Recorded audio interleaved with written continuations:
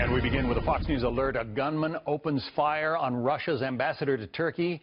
Now multiple reports say the diplomat is dead. That attack happened in our first hour of Happening Now. It happened in Turkey at a photo exhibition during which the ambassador was delivering a speech in the Turkey capital of Ankara. And we are just getting our first photos of the gunman, who wore a suit, as you can see, and a tie, and according to eyewitnesses shouted Allahu Akbar, God is great, in Arabic, before firing several shots. And during this time, he continued a rant. That rant was said in Turkish, however, and that's notable for a few reasons. Joining us on the phone now is Tom Stevenson, a GRN reporter based in Istanbul, Turkey. So, Tom, this happened just a few hours ago. It's about 9 p.m. in Turkey at this time. What's the latest from the local reports?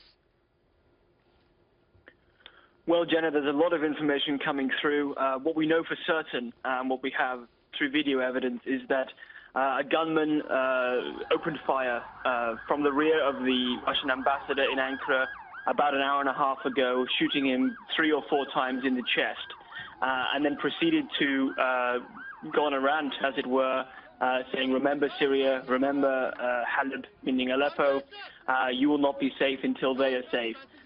So according to the best information we have so far, this assailant was, it seems, a Turkish policeman. That's been information put out from the mayor of Ankara. We believe, in fact, that his name was Mevlut Mert Altintaş, although that's yet to be 100% confirmed, but looks to be with a high likelihood that he was a Turkish policeman working in Ankara who has now, in fact, assassinated the Russian ambassador there. Tom, just go back to that point. As we're looking at an image of the shooter on our screen, and just so our viewers know, on social media there is a lot of video of the assassination actually taking place. We don't feel it's appropriate to play at this time, but that's why we have an idea of what actually transpired, that this man that's in the suit is standing behind the ambassador. So somebody that was able to stand behind the ambassador, and then as the ambassador is speaking, you see the ambassador being shot, and he steps forward and he goes on this rant. This is some of the photos that we're getting because the Associated Press photographer was there at the time, and apparently was one of the first people to report internationally that this happened. But Tom, go back to the point that you just mentioned, that the shooter has been early identified as some sort of law enforcement. That is correct. I mean, the first point is that this assassination has taken place in one of perhaps the premier art gallery, government-run art gallery in Ankara, in Turkey's capital, the Modern Art Center, which is just down the road, I should say, from the U.S. Embassy. It's got metal detectors on the front. Nonetheless, this is someone who's managed to get through those into the event with a weapon, get behind the Russian ambassador, Mr. Karlov, and fire into him and to kill him. It looks very likely at this point that he was, in fact, a Turkish national and a Turkish policeman. Now, after the assassination, he does give a very short snippet of a speech in Arabic, but it's with a Turkish accent. I speak Arabic, and I could barely make it out. It's sort of mumbled. It seems like he is a Turkish national, but one perhaps with jihadist or extremist sympathies of some kind. And of course, Turkey has had its own issues with terrorism, and this is complicated. It's going to be hard for us to unwrap, Tom. But if you could just on a surface level for our viewers, Turkey is a member of NATO. There's certainly been a lot of tensions between Turkey and Russia. What do you think is obviously this is very significant because it's a murder of an ambassador. But talk to us a little bit about the tensions between these two countries, Turkey and Russia.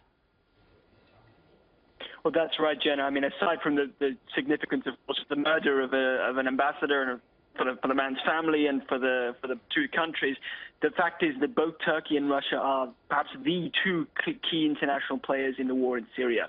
On different sides, they've had a lot of tension between them already. A number of months ago, Turkish forces shot down a Russian fighter plane. That was a huge international incident. This one, of course, is going to have huge consequences. The Turkish defense minister, I should add, was due to fly to Moscow this evening for a summit, which is a trilateral summit between Iran, Turkey and Russia about the Syrian civil war. I don't know at this point whether those plans are going to go ahead, but it's certainly going to have a huge effect on relations between the two countries. For the Turkish government's perspective, the officials are already trying to present this as, there have been some, in fact, one of the advisors to the president saying that this might be a false flag operation, trying to implicate the United States, perhaps. But it's certainly, however this plays out, there's no doubt that this is going to have huge effects. Well, that's invaluable information. We should underscore for our viewers, you know, there are a lot of conspiracy theories often surrounding some of these big stories. One of them with the military coup in Turkey, the Turkish government pointed at the United States as well. So, well, that's going to be a key part of this, the reaction inside Turkey to the assassination of the Russian ambassador to Turkey. And you're seeing, again, the alleged shooter right in the middle of your television screen. Tom Stevenson with GRN, some invaluable perspective for us. Tom, thank you very much. We'll get more on this story as it develops, John. Yeah, we will continue to follow that breaking news out of Ankara.